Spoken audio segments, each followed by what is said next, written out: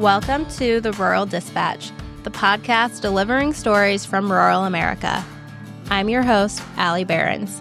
Headquartered in rural Iowa, I help run a nationwide livestock transportation company, and I'm here to bring you stories from the people who help shape this industry and our rural communities.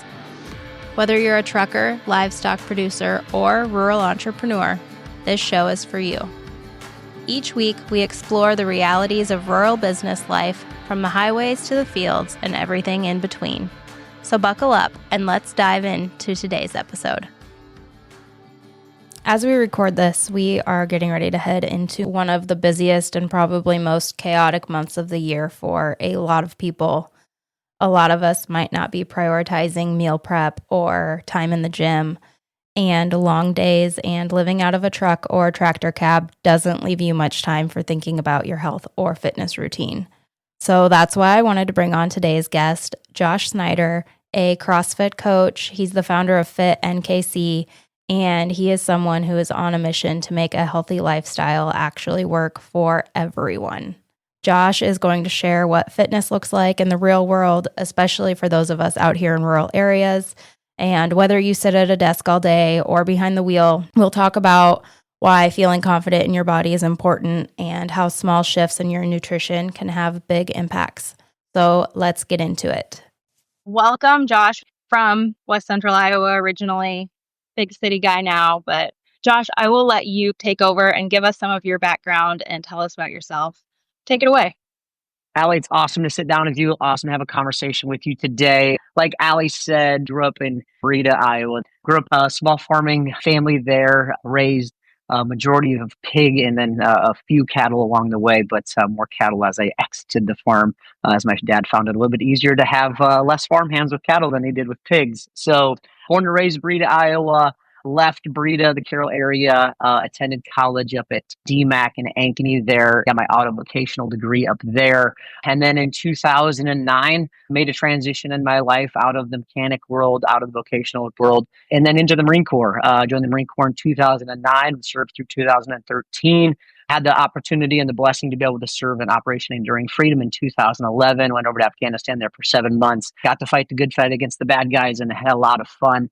With that experience in my life, came back from the Marine Corps, exited in 2013, found transitionally a little bit of a weird spot for us. Kind of all of those statistics that you hear are true and what you go through and all that fun stuff, unfortunately. And then found my kind of calling in the coaching world. Found a CrossFit affiliate out in San Diego, known as CrossFit SoCal. Found an amazing group of individuals who really wanted to support me through that transition. And with my father being my coach my entire life, it was a really easy transition into teaching life skills through now CrossFit in that gym. Girlfriend at the time, high school sweetheart at the time, was in Kansas City, got accepted to Kansas University's physical therapy program. So she said, listen, Peter Pan, it's time to grow up. You got to come home. I'm not coming out to San Diego. So 2014, I left San Diego, California, moved to Kansas City, Missouri, and have been running CrossFit gyms up here in Kansas City, Missouri since 2014, and had the opportunity in the last year to build my own CrossFit affiliate up here as well. So coming from a farming community, going through the holy shit, this is what cities look like being out in California, and now coming to what I think is the biggest small town that the Midwest has to offer in Kansas City. It's been a lot of fun, a lot of experiences, but every time that I think of where I've come from, there is nobody better than the people that I grew up with and the friends that I get to call friends to this day. So excited to sit down with Allie and have this conversation today. I love it. And one of those friends is Smoke. Let's mention that. You and Smoke are really good friends, have been for a long, long time. Long time. And speaking of Smoke, okay, when I met you, it was actually, I think the first time I met you was at your wedding. Smoke's that guy that just shows up with a date. And I don't know if he had permission or not, but I crashed your wedding. He's always got permission. He's Smoke. He's always got permission. Right. He just kind of does what he wants. All right. So tell us about FitNKC, when it started, kind of the idea behind it. You're very passionate about this. So tell us more. Yeah. So oddly enough, my transition into coaching, quote unquote, coaching, leading individuals through exercise, transition actually happened in the Marine Corps. I got back from Afghanistan in 2011. And we have out of standards Marines, simply just Marines that, were overweight or they couldn't maintain the physical readiness standards that we needed. So my captain at the time, Captain Smiley, was like, hey, Corporal Snyder, pretty good at that fitness thing. You want to help these individuals kind of maintain standards or process them out. And like, absolutely. And then in the military, it was really easy. They didn't have a choice. They had to listen to me. So that was kind of nice, but it was a false sense of kind of where I came from. It was this, you have to, and I don't have to ask you to, because in the civilian world, if I force you to, you can just simply choose to go somewhere else. But, I found this kind of foothold in coaching. And again, my dad's been my coach my entire life through baseball and sports specific things. And I just found this really unique ability to teach life lessons through fitness. And I think that's, my father's kind of hallmark. You ask all of his baseball players over, 20 plus years of coaching, hey, what did Coach Snyder teach you on the baseball field? Yeah, he taught you some things about baseball, but he taught you a lot about life. And that's really what I love about what I get to do every single day. And I truly believe I get to do this. I don't have to do a damn thing. I get to do this thing. And what I found was, running facilities, helping a gym in San Diego, running some facilities in Kansas City for over 10 years until I found, FitNKC last year, is that little piece of a human, just it's not the technical aspect of teaching how to move a barbell well or maintain a 6-minute mile pace like that. That's all great, grand, and wonderful. And I want to be able to help you do those things if that's your goal. But I think what my greatest skill set, I like to think of it as my superpower is looking at an individual who lives a lifestyle, who has to maintain a schedule, who is every single day going up against their own battles in life. We all are running through our own chaos every single day. It just looks different for everybody. I have the ability to look at a mother who may be postpartum 9 months, who's got a 3-year-old at home as well, and know that because we have a similar situation in our house, that's a mom who's trying to find time to take care of themselves while also prioritizing being a busy mother and all of those responsibilities that come with being a busy mom. And then also potentially dealing with, a husband like you have or that Laura has that is always busy and always gone, right? And seeing that individual as just a human being who, like, today needs to feel loved, who needs to be treated with kindness and respect, and needs to feel successful in an exercise environment that they haven't been involved with for a long time. And I think that's one of my skill sets is I can look at a human and say, hey, today, Andrea, what you need out of your fitness is simply the ability to come in, feel supported, be appropriately challenged, because tomorrow is more important than today. And, with FitNKC, I really love that it's mine. I get to protect what I want in my brand is treating humans like humans and not just checking the box of exercise to get to tomorrow's exercise. I want to take care of the human.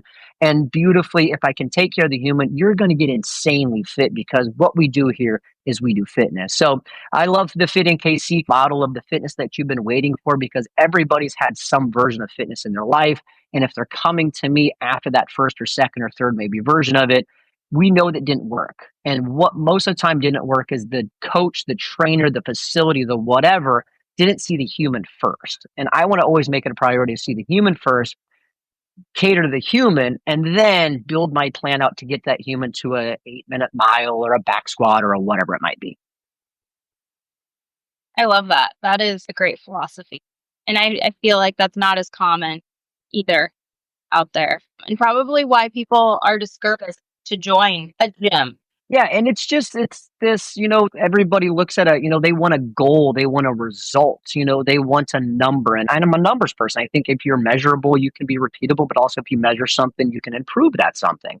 So I think there's a lot of things out there where trainers are like, hey, my goal is to get you 10 pounds off of the scale, right? Or my goal is to get you to be able to run that marathon in a faster time. So they always look at the metric or the outcome. And my biggest thing is like, if I want an output, right? If I want you to give me an output, meaning whatever it is on a scale or a time or whatever, there's an input and there's a lot of inputs that go into that output.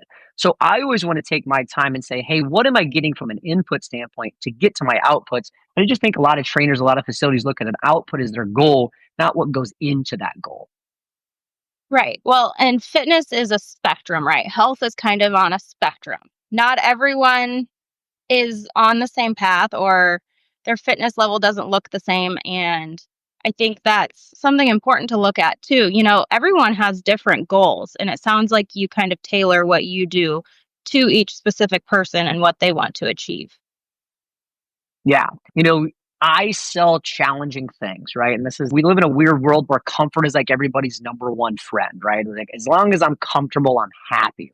And my job is I have to sell challenge. I sell difficulty. I sell sweat. I sell all of these things where it's like, but that's not comfortable. And I'm like, I get that. I totally understand that. But on the backside of this challenge, on the backside of this effort, there is an insane amount of quality. There's an insane amount of progress that is going to be made. So I have the challenge of like, hey, I need you to do hard things. And then I need you to trust me that on the back of those hard things are going to be exactly what you're looking for. And I think it's a challenge that coaches, they overlook the everydayness of what we do. One of the biggest, most important things that I do is like I have to show up every day and treat every single day like a new day for myself and also my athletes. And I can't just phone it in today because I don't have a lot of opportunities in Kansas City with 450,000 people in the metropolitan, 1.4 to 1.6 million in the surrounding areas. That if I don't do my job regularly, they can vote for money somewhere else.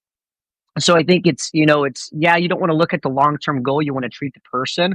I'm selling a challenge, but also at the end of the day, there's always a human being standing in front of you. And your job is to say, hey, I can sell you the solutions to your problems, and you don't necessarily need to tell me those problems all the time. What do you think the most common goal is for people seeking out a coach or a gym or wanting to be more fit? Do you think it has more to do with what they look like or how they feel? Like for Smoke, I know he feels so much better when he goes for a walk, just like releases some stress off of him. I've asked him a million times when we come down to visit you if he would want to do a CrossFit class, and he's like, "No way are you getting me to do that ever." I think it'd be really fun. Oh, Allie, We'll keep working on Allie, that. that is a life goal of mine. If I can get all of those guys in a CrossFit class, I would die a happy freaking man. Now, do I have probably another 40 years ahead of me to make that work? I probably got some 40 years of work to get done. But to answer your question, walking in the door, right? Like everybody's going to give you the aesthetic, right? Like everybody's going to give you I want to lose weight.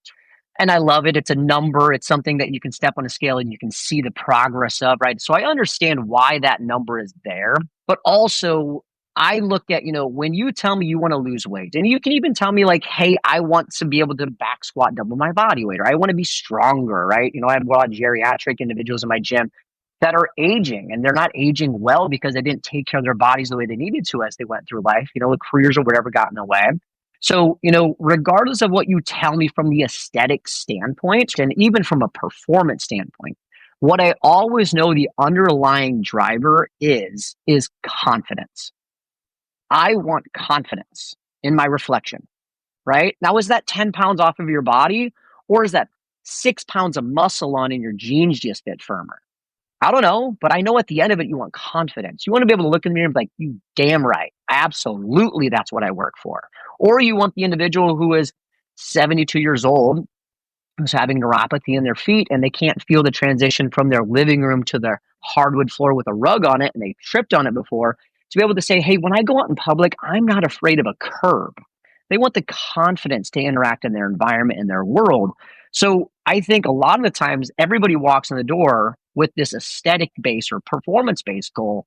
But ultimately, what do they want? I want confidence in my body to live the life that I would like to live and not have to concede any aspect of it. So I think there's a couple answers there, but I think the big one is like people just want confidence, man. You want to feel good. You want to look good. You want to do all those things. But at the end of the day, you want to be like, damn right. I am stoked with what I can do.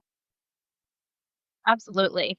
Now, to your point of as we get older, we face different challenges. Even in our 30s, I think we start to realize that we're not going to feel young forever. How important is it to start doing some of these things now versus later once we're already having issues with our bodies?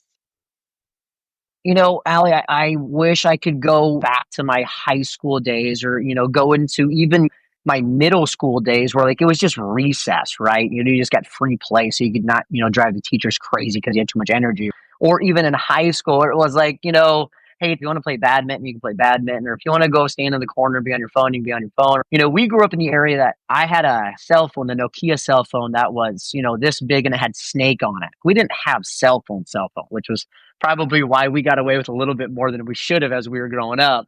But I want to go back to that time and say, hey, this is not about what you look like. Because as we age, right, we were thinking, well, exercise, working out, fitness, sweating, exertion is so that way you can have a certain appearance. And that appearance is to not necessarily just please yourself, but it's to please other people. So I think we were just kind of misled or undereducated that, hey, exercise is not about an aesthetic thing. It's about your ability to age well and age gracefully. Again, when we age, it's not the fact that you're incapable of doing the backflip at 40 years old. It's the fact that at 25 years old, you made a choice that I no longer do backflips. I had a 71-year-old athlete just walk out of my gym. He had the best saying today. I was like, hey, Ed, are we going to do this? And he's like, I'm not letting the old man in today. Right. And it was just his way of saying, like, I could choose to do something that was easier, but the dude is 71 years old and he's still kicking ass in the gym and he's in here 16 times a month. And he's not letting the old man in because he's choosing to do that hard thing. Now, where did that come in line for him? Was that in his 50s he picked that up? Was that in his 30s? I don't know. But somewhere when he was younger, he decided it's not going to happen to me. And that's something I wish I had the ability to do, is just to educate young individuals who will then become parents one day, who will become grandparents, that this is not something that you choose to do. This is something that you have to do, because as you age, you're going to get weaker, you're going to get more decrepit. It's just the fact of being a human being in our bodies. But if I could go back and say, hey, this is what we do and this is why we do it, it's so we can live the life we choose instead of the life we have to choose once we have a problem, I think our world is a healthier world, and I think we age better. And we don't look at a 6-year-old being like, man, that person is ancient. We look at a 6-year-old being like, damn, that guy, gal is fit. I don't even know if we mentioned it yet, BlocLife. Do you want to touch on that a little bit and just maybe make that correlation to, like, it's not ever too late to start, or you're never not capable? Yeah, that's a beautiful transition. So FitNKC, we have, cater to the able-bodied, right? And that's just a really blanket statement of saying, like, hey, we can serve 85% of the people through FitNKC. And that's just my for-profit gym where we're able to run CrossFit classes, 5 to 6 times a day. I founded BlocLife, which is a 501c3 nonprofit, back in 2018. This nonprofit, its specific mission is to serve veterans, first responders, and then persons with disabilities by connecting them to supportive fitness-based communities. And this is a beautiful example of, it doesn't matter of situation, it doesn't matter of age. Every human body has the ability to contract muscles, right? Every human body has the ability to digest calories and then consume or use those calories to perform a task. It doesn't matter if you're a spinal cord injury, and it does not matter if you're blind from birth. It doesn't matter if you're 22 years old or 71 years old. We all need fitness in our life on a regular basis. So BlocLife was this opportunity for me back in 2018. I had a individual approach me who was a gunshot wound to the head. He had survived, been through all of the therapies, that the hospital would offer him. But at the end of the day, let's be honest, we are run by the insurance companies. And when it comes to our health, our insurance companies will say, that's all you got, because that's all we can give. An insurance company is a business. They want to keep their money. They do not want to spend their money. So I decided, well, in my upbringing through the Marine Corps, it was, well, you better figure this thing out, Rockstar, because we adapt, we overcome. So I said, you know what, Tom, instead of saying no to you right now, the only thing I'm saying is let me figure this thing out. So went and got a certification, determined that, hey, Tom has the ability to do a lot of the shit that we do. It just needs to look different. So I went and got a certification. It was an adaptive and inclusive training certification given by the Adaptive Training Academy out in San Diego. And from 2018 to today, one of the certifications that hangs on my wall is I got to redo that every 3 years. I have the ability and the privilege to teach and coach individuals with disabilities and veterans and first responders that doing this with each other is better than doing this alone. I went through the transition, and being alone effing sucks. I despised it. It was the worst part about leaving the Marine Corps is all my boys were gone. Also, if we figure this thing out in a group of individuals, and then we all figure out, hey, there's no such thing as a limitation, it's just an opportunity, we're going to be able to do this for a very long period in our life. And fitness and finance follow the same rules. You don't get to invest one time in finance and say, hey, here's my return on investment. That's all I get to do. You got to keep investing, and you got to give that time investment. Fitness is the same thing. There is a delayed return on investment. you got to keep showing up, just like you need to keep investing in that stock market, right? So I had the privilege to be able to do that with an individual and group of individuals to this point. We've served over 300 individuals with the adaptive program alone, over 60 individuals with the veteran and first responder program. And it's a great opportunity for us to show, in my gym right now, there's wheelchair marks on my floor. And my gym is one of the few gyms in the country that can operate at true 100% capacity because I can serve 85% of able-bodied people, but 15% of our world is represented by a mobility-related disability. I can serve every single human being on my planet if they come into my gym. Not every gym has the ability to say that. So BlocLife is this beautiful little thing that we're growing. There's some cool things that we're actually doing as I hired my first development director this year. So really excited for BlocLife and where it's going, but also the relationship between for-profit and nonprofit is simply going to give each functional fitness facility in the future the ability to say, hey, I can serve 100% of my society. And I think that's a really cool opportunity for us. How far is the reach of this program currently? Where can people find this? Yeah, so BlocLife's program, specifically the Adaptive Athletes in Motion program, which is our ability to take we call it a copy and paste program. I write the programming, I distribute the funding. We have 4 gyms here in Kansas City. We have 1 gym in Lawrence, Kansas, and then we have 2 gyms up in Lincoln, Nebraska. So through all of our facilities, there are provided 3 days a week of functional fitness training through different divisions. Our divisions are seated division, amputee divisions, and low vision divisions. And then also neuromuscular, kind of depends on stroke, Parkinson's, Alzheimer's, things like that. So we have those facilities that run the Adaptive Athletes in Motion program. And then additionally, the Chalk Up for Burpees program, which is the veterans and the first responder side of things. That program exists all over the country already. So one of our partner gyms is down in the Florida Keys, but this program that I have the privilege of leading through the executive director role is the ability for me I just connect people to gyms. I have an organization that I do a conversation with, and they recruit individuals from all over the nation. I give a Tuesday conversation for about 3 hours, and then when they go back to Florida or Nebraska or Minnesota or whatever, and they're like, hey, I want to do this thing, I connect them to a facility within 15 minutes of their home. I organize, who gets the responsibility from a membership standpoint. And then from there, we just say, hey, you're a member of that gym, do your thing in that gym. And then I provide the financial support. Now, if gyms want to get involved, where do they go if they're interested in being a part of this? Yeah, so you can go to blocklife.org. That's our website. There's a contact form at the bottom of that website. You would just simply put your first name, last name, email address in there. And then in the notes section, just say, hey, I represent gym so-and-so. This is what we do. And then we follow up with just a Zoom interview.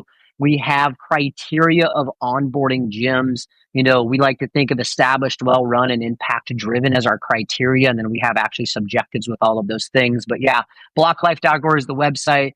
BlocLife on Instagram. You can also just throw the DM in there and then I'll pick that one up as well. But yeah, anything that you can get on, I call it my front desk, which gives me an email, that starts the process to then hopefully one day get an adaptive athlete or a veteran or first responder in your gym in the program. I love that. I think that's such a great program. And I think it would be awesome to have that in some of our more rural communities too in the future. Obviously, we still have people out here that need served in some way as well. So I love what you're doing. I think it's awesome. Thank you. Thank you. We have a big, hairy, audacious goal. We call it our BHAG goal. We want 7,500 affiliate gyms. Now, we have 7, so we got a long way to go. But the goal is 7,500. The ground shakes every once in a while as, a good donor comes in. But the reality is it's going to take time. And in the nonprofit world, if you're silent enough, means you conserve the energy and the funding, and you continue to make small progress, I think we can realize that goal one day. I love it. All right, so let's maybe pivot into our rural communities because we don't have as much access.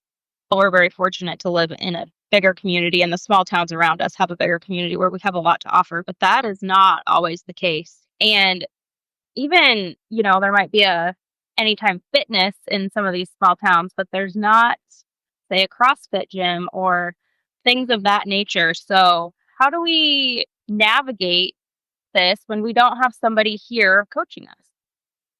Yeah, that's a great question, Allie. And it's one of the unfortunate downfalls of miseducation on what exercise is. And Again, I have an abundance based mindset when it comes to moving, right? Like, I don't care if you join my gym, but I need you to join a gym. So if it's Genesis Health Club, there's a Genesis Health Club. I can throw a rock if my arm's warmed up and I can hit it because it's across the street. If my gym doesn't work for you, the last thing I want you to do is go home and sit on your couch. Go to a gym. Maybe just the gym that you pay the membership fee for and you don't show up after 6 weeks. It doesn't matter to me. I can build a habit off of that thing. So biggest thing is like a gym, period. If it's a rec center, because you can go walk around, you'll see my mom walking around Carroll Rec Center every morning. She does her laps and then she goes into the pool, right? But the reality is like, it's just movement. And anywhere that you can move 3 to 5 times in a week from 20 to 40 minutes, maybe upwards of an hour, if you're going to do some mix of weight training and then cardiovascular training, that's the goal, right? And the goal is to never then stop. So movement is the number one. It doesn't matter. One of my athletes, recently came to me and she's like, hey, it's been like years since I've had anybody move. And I'm like, hey, how about touching a mailbox today? Right? And she's like, what do you mean touch a mailbox? And I'm like, hey, walk out your door and the first mailbox that you see, go touch it. And then walk back inside and do your thing. And then tomorrow, go walk out that door, touch 2 mailboxes.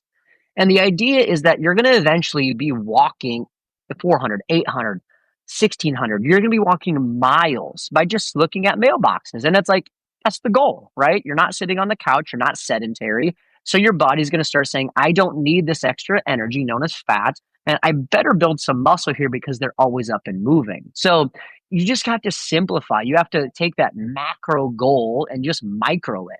And you just say, hey, what's the thing today that I did not do yesterday? And that can be simply touching a mailbox.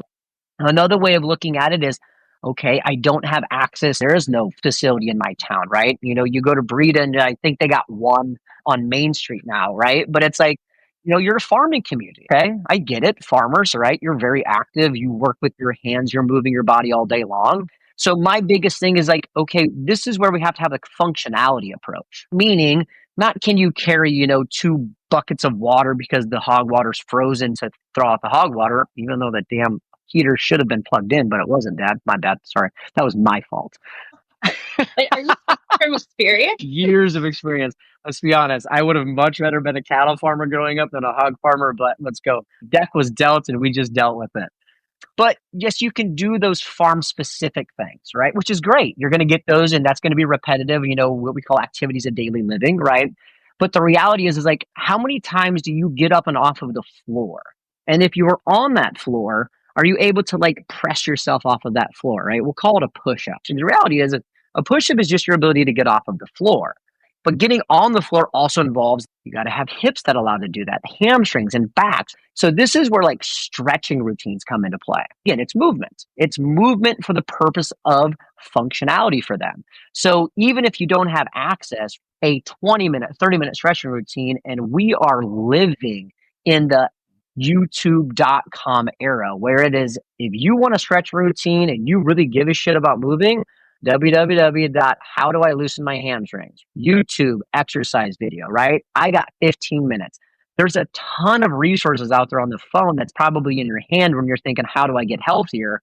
That you can just start to interact with. And the goal is not to go from 0 to 100.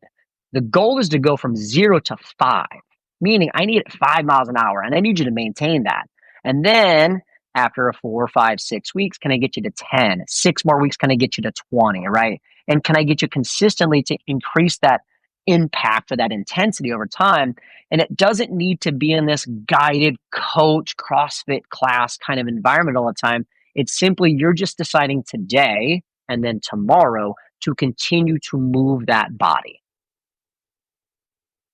I love that. I think those are great tips too for, our truck drivers and our guys that are out on the road and have limited time and limited access as well. A lot of times they're sitting in rural areas and they don't have a way to get to a gym from a truck stop. They can walk laps outside. I mean, it's the little things that add up. There's a statistic out there that the average lifespan of a truck driver is 61 years. So you're not really having to worry about getting old because you're not making it. But I think a lot of that's due to sedentary lifestyle. right? So we look at a lot of things as like overuse, not necessarily from like an overuse, like you use your arms too much or whatever it might be, but like just consistently what position is your body in? And being a truck driver, right? Like you're in a seated position a ton, which then leads me to believe like your biggest problem area is probably your back as you age because you sit for long periods of time, right? You're going to get paid by the mile in the delivery of the load. So your job kind of dictates that you stay in that seated position to get from point A to point B. So on those times that you're not forced into this position, it's get up and stand up as much as you possibly can. Everybody's heard the sitting is the new smoking, and it's honestly it's bullshit because the reality is like even standing stationary is wrong. You just need to move. I'm sitting right now on a chair that like if I don't like brace my core, it's got a little ball on the bottom of it, and I'm gonna move around. And it's not the fact that like I'm just overly fit guy. It's just the fact that like I fucking hate sitting because when I sit, my hip flexors get tight and then my back gets pissed off. So with truck drivers, it's like, hey, like, I don't need you to go out and knock out 100 push-ups. But like when you hit the rest stop, hit a couch stretch for 2 minutes on each side and just stretch your hip flexors out. You can put your foot up on the sleeper, drop your knee on the floor, get into a lunge position, and just stretch your damn hip flexor out because at least at that point, you're going to relieve your back. So that way you're not thinking, well, I can't exercise because my back hurts, right? It's like, no, you can't. We just got to take care of the muscle that's the problem right now. So, that's kind of where you just look at, what position, and I do this with my corporate clients all the time. It's like, hey, if you spend 8 hours sitting at that effing desk, you need to be couch stretching 4 minutes per side at a minimum. People are like, I don't have 8 minutes in my day. I'm like, bullshit. When you're watching your program at night and the commercial comes on, that commercial is anywhere from 1.5 minutes to 3 minutes. There you go. You stretch one side on one commercial break, you stretch the other side on the next commercial break. Those are good takeaways and very easy to implement. It's just a matter of doing it and being aware of the consequences if you don't. I mean, you're making a choice every day. It's again, and we were miseducated that that's not going to matter, right? What's a couch stretch going to matter? Well, a couch stretch is going to matter in the fact that your hip flexors are not long enough, which doesn't pull on your hip, which doesn't piss your low back off, which then may present an opportunity for you to start walking mailboxes, for you squatting, for you doing up downs or burpees. It just is going to remove one of those smallest roadblocks where your brain doesn't say, well, but my back hurts. And it's like, okay, let's take care of that problem because nobody wants to be in pain. My goal is to never create pain for my clients. It's to create discomfort for my clients, right? But if I can get that small little roadblock out of the way, I have a beautiful opportunity to then work you towards this beautiful ability to move that body. And it didn't matter in age. Research study that was recently published, Dr. Gabrielle Lyon talks about it on an Andrew Huberman podcast, is that any muscle, regardless of age, has the ability to mount a youthful response. So it doesn't matter if I have 74, she's going to be 74 next week, personal training client in here who's never moved a day in her life, has never exercised, or I have a 22-year-old kid who wants to put 10 pounds of muscle on. The muscles are going to react the exact same way. They're going to say, holy shit, what is this stuff? Oh, this is movement. This is contraction. This is lactic acid building. Oh, they're eating protein now. I guess I should start building myself. And it doesn't matter if you're at 72. It doesn't matter if you're at 22.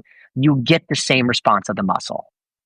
On that note, let's maybe touch on the nutrition side of it just a little bit. I did a survey a couple months ago from truck drivers, what they found the most challenging on the road, whether it's meeting their nutritional goals or fitness goals. It's lack of time, and they just don't have access to nutritional foods on the road, truck stop food or whatever. And it might not be that necessarily, but a lack of education on what they should be choosing. There's a theme here, Josh. A lot of choices. I love the saying choices are a motherfucker, right? It's just reality. Like they're the hardest thing because you always have to choose. And there's this thing called decision fatigue. And research suggests like in the morning, that's when you kind of want to have your healthiest habits because if you try to put your healthiest habits at the end of the day, there are too many damn decisions that you've already made. And we get back into but I want to make a comfortable decision because my brain is exhausted. So the choice thing is definitely the common theme here. Touching on the time standpoint first, right? And I love to do this with all of my corporate clients who are like, I don't have time. And I'm like, cool. Question for you. Just one question. How many hours are in your day? They kind of get that, like, I know where you're going with this look. And they're like, 24. And I'm like, yeah, me too. Right. And I'm like, and I'll, if somebody's in the room, I'm like, hey, Tammy, how many hours you got in your day? And she's like, 24. We'll go around. And I'm like, so what do you mean you don't have time? And it's not the time conversation. It's a lack of prioritizing time, right? Again, choices. You chose the alarm clock this morning. You didn't choose to put your feet on the cold floor. You chose that, well, because your buddies are in town, we're going to go out and party instead of going to the gym first, eating well, and then hitting that party, right? Choices got you in trouble. And that leads beautifully into the conversation about nutrition. It's all a choice. But it is, in 12 years of doing this, the hardest choice that people have to make consistently. I break it down into numbers as you're going to hit, if you're in my gym 4 or 5 times a week for the rest of your life, I know you're going to be one fit person and you're going to be top 1% of your peer group for the rest of your life, probably higher. But 5 workouts in a week is easy comparatively to 21 to 28 meal choices in that week. If you eat 3 times a day, you got 21 meal choices. Now, most of us are snacking, which we can easily just identify as that's another meal. It's just not the breakfast, lunch, and dinner kind of category. So if you're eating 21 to 28 times in a week, but you're only exercising 5 hours in your week, there's clearly one that's going to take you further off track than the other. You just can't outdo a bad freaking diet. We've all seen the individuals who are just crushing the gym, sweating, pouring, and then they go through the McDonald's drive-thru or they light the cigarette up as they leave the gym, and you're like, what did you do all the work for? Like, that was to help you what you're trying to do. It's this conversation around that we kind of start out with very basically. It's like your first choice for nutrition needs to be protein.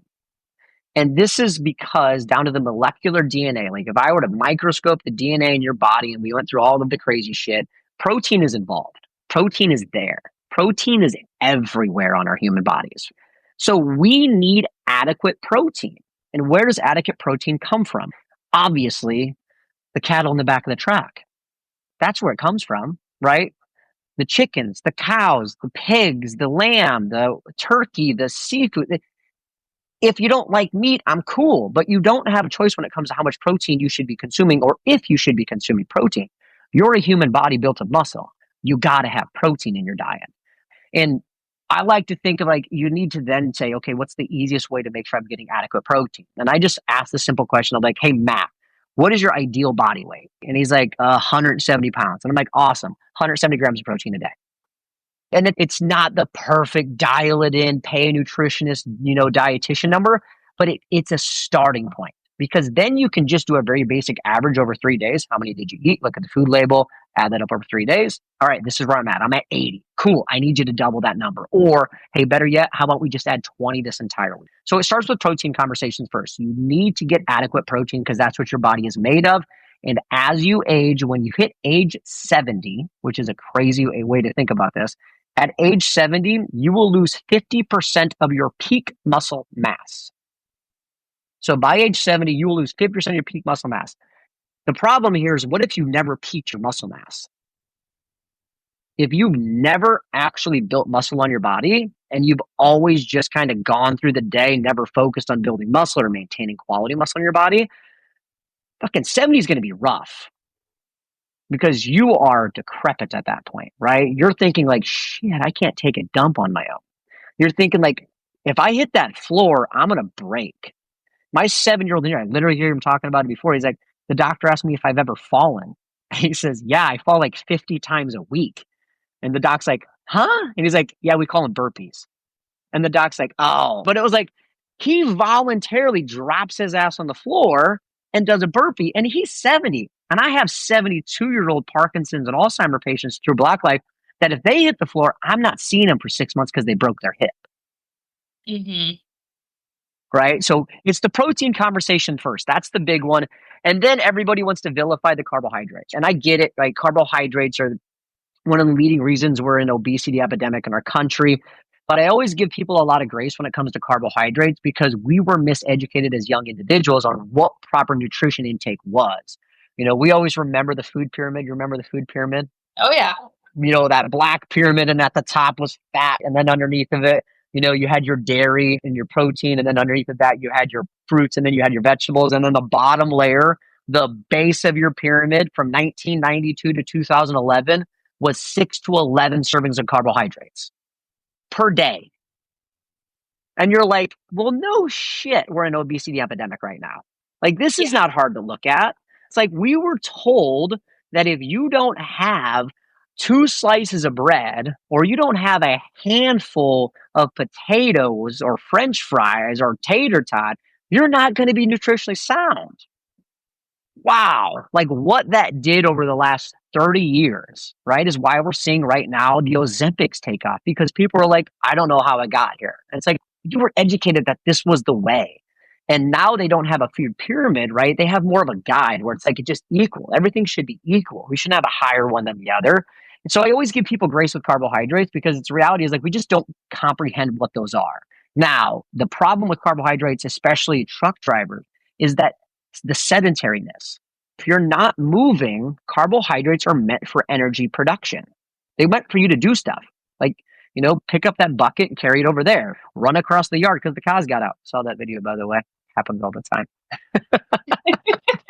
My dad can tell a great story. Side note, the only two times I've ever seen my father run, I hope you listen to this podcast, is when I, number one, set the baler on fire. That was my bad, Dad. Set the baler on fire. Accidentally, apparently at 16 years old, throwing cigarettes out the window of a fire tractor is a bad idea. Sorry, Dad. Right? Second time I saw him run is as I walked out of the gate and the cows followed me out of the gate. So, oh boy, I've been there. I've been there. I've been there. Luckily, the kneeling crew came over with all the horses and we rounded it back up. But two times I've ever seen my father run. Baler was on fire and the cows got out. oh man, those are good ones, right? That was not the first time the cows have got out. It won't be the last. So, not in your life, absolutely not. But the carbohydrate conversation kind of starts really just around like, are you going to be active? Like, if you're going to be active, carbs are not going to be your enemy, so to speak. Now, how much, when, all that fun stuff, yes, let's have a conversation, but like carbs are not going to be your enemy. Now, the quality of your carbohydrates, the conversation. And it's really simple. Grows on the farm and goes in the fridge. That's it. Carbohydrates that live in your cupboard went to a manufacturing plant, got sprinkled with whatever stardust they put on them so that they could live 6 months to a year in your cupboard. That broccoli, if it's not eaten in 2 weeks, is going to have mold on it because it's alive, right? So that's where you have conversations around individuals who are like, what about the carbohydrates? It's like, it's got to be real. It's got to be real food. It cannot be boxes and bags of shit. Meaning, like, if it's in your truck and you're not throwing it away tomorrow, it should not be something that you're eating because those carbohydrates that are processed that aren't used by your body to then move your body are going to get processed in your body to be storage energy. That's what we call fat. Fat is just simple storage energy. It thinks that there's not going to be any more food left available, so I'm going to store all of this stuff. We're going to turn it into fat. So that way, if winter comes and there's nothing to eat, I can eat my own fat to sustain my life, right? So carbohydrates, not terrible, but it better be real. And if you're eating them, you got to be active. Otherwise, protein focus and then fat on the plate is never fat on the body. Fat is neutral. Fat is great for hormonal regulation, chemical regulation, the body, all that fun stuff. And it's for taste. We were vilifying fat back in the day because it was the top of the pyramid and it's 9 calories per gram, right? And everything else is 4 calories per gram. So fat has to be the thing that's the bad guy. That's why everybody's getting fat for eating too much fat, right? Which is why you look at a potato chip bag and that's got, low fat or like trans fats.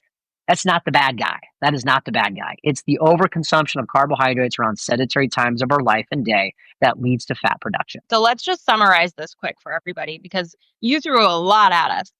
Baby steps. If somebody wants to make changes tomorrow, what should be their top priorities? Yeah. So step one is tell somebody about it. Hey, Allie, I'm going to start working, right? So you got to grow your tribe. You got to tell somebody about it because if you don't do it, somebody better be calling you and be like, hey, Smoke, did you move your ass today? And he's got to be able to answer to somebody. You can't hide it. So number one, you got to grow your tribe. Okay. Number two, start with the 0 to 1 idea. I need 1% improvement and I want 1% improvement in nutrition first. I want you to know your nutritional requirement for protein. So first one, how much protein do you need to eat? If you want to weigh 100 pounds, cool, you got to eat 100 grams of protein. What did you do today? So know your protein first. And then secondly, go move your body. And if moving your body today for 2 minutes is more than you did yesterday, awesome. Tomorrow it's 3 minutes. The next day it's 4 minutes. But again, you better tell somebody, hey, my goal today is to do this, right? So number one, you got to grow your tribe. Number two, start focusing on your protein. The truck stops have good protein. You just got to stop choosing the choice that makes your brain happy. Your brain wants the thing that is sugary because it feeds your brain first. That's something people don't get. Why did you grab the French fry before you grabbed the chicken salad? Because the French fry fed your brain first. The chicken salad is going to feed your body. So you got to choose the thing that feeds your body, not just feed your brain. And then if you can do that and couple that nutrition with moving, it doesn't matter 5 minutes, 10 minutes, it doesn't fucking matter. You just got to go move. And then the whole goal is to get a little bit better at that tomorrow. So grow your tribe, eat your damn protein, move your body. Good stuff. Did we miss anything that you wanted to touch on? I was telling Laura about this, like you guys are doing a podcast and it's like rural America, just like our stories of small town worlds, and I always thought like, this is the world, man. Like these are my fucking people, right? And when I moved to California, I interacted with an entirely different group of people that viewed the Midwest to be those flyover states. And what we're able to do, this is what I love about, where we come from. When a tree falls down, nobody has to make a phone call. Tornado goes through town, nobody needs to make a phone call. Farmers are just showing up with tractors and chainsaws. Everybody is in line to help.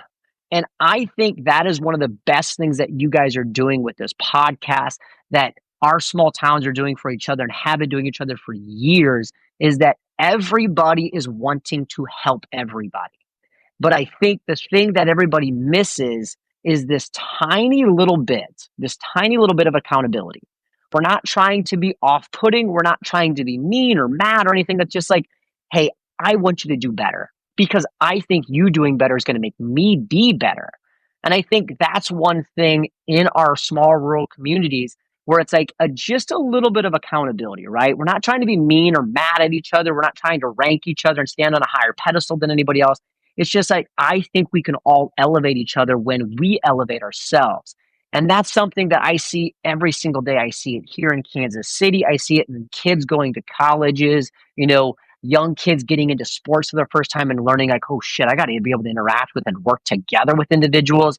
And it's just this, like, the Marine Corps did a beautiful job of teaching me this very early on. It's not about you, man. It's just not about you. You're not that important. And they mean that in the nicest way possible. You're a part of a big machine.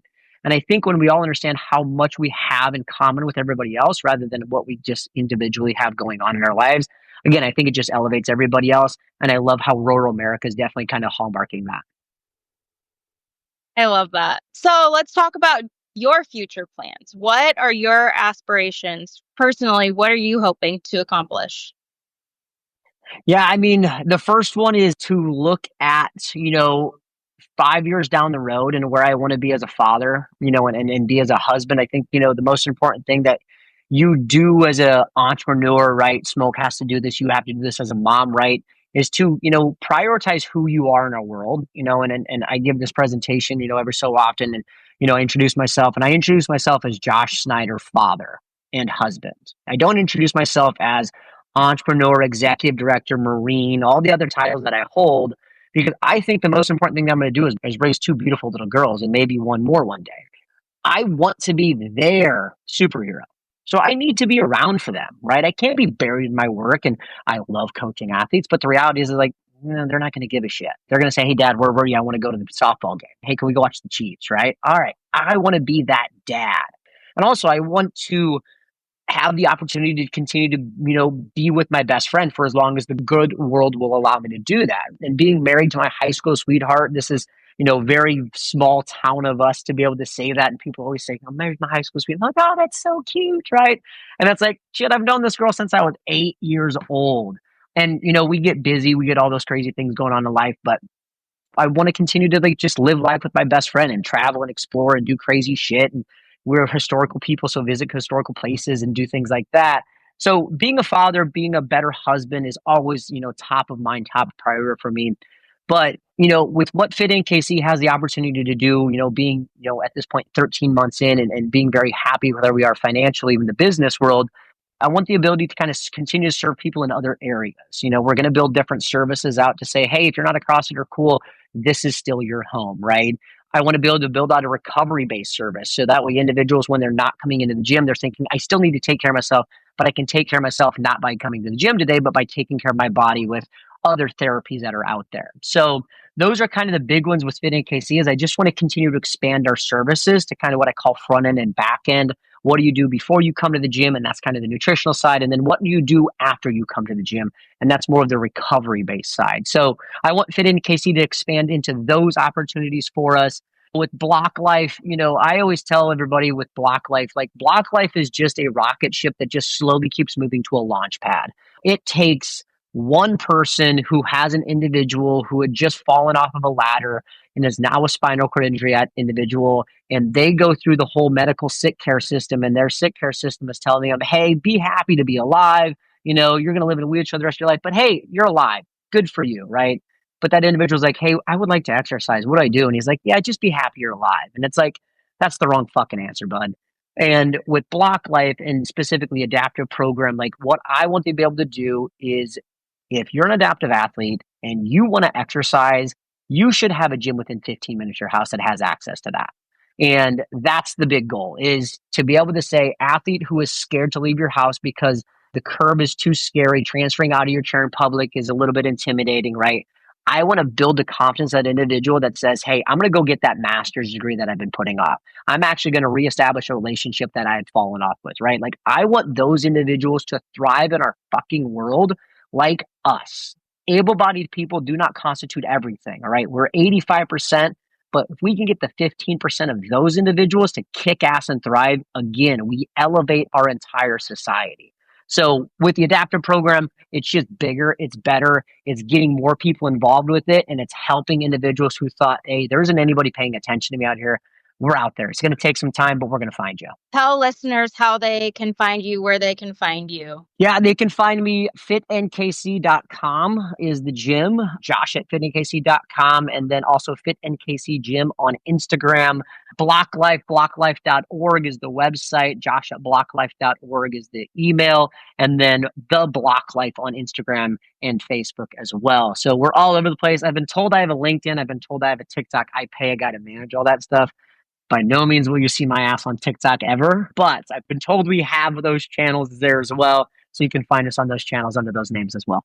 All right, awesome. And I will link all of that in the show notes. You're doing amazing things. Thank you for being here and educating us all on just the very basic things, but I think it's an important conversation to have. Allie, I love you. I love Smoke. Smoke's my boy. My favorite ever stories I tell, and Smoke's in most of those stories. If he's not in those stories, it's probably because he was sleeping in the back of my vehicle at the time because he had a little bit too much fun early in the night. But I love, as I look back on my life, the quality of relationship that I have with my boys, and then the women that have found themselves into their lives. And you're one of those women that I look at and I'm like, you and Smoke are a fucking powerhouse, and I absolutely love being able to witness your guys' relationship and growth and what, Barron's Trucking is doing. And every time a cattle truck drives down the road, I'm just like, I got you.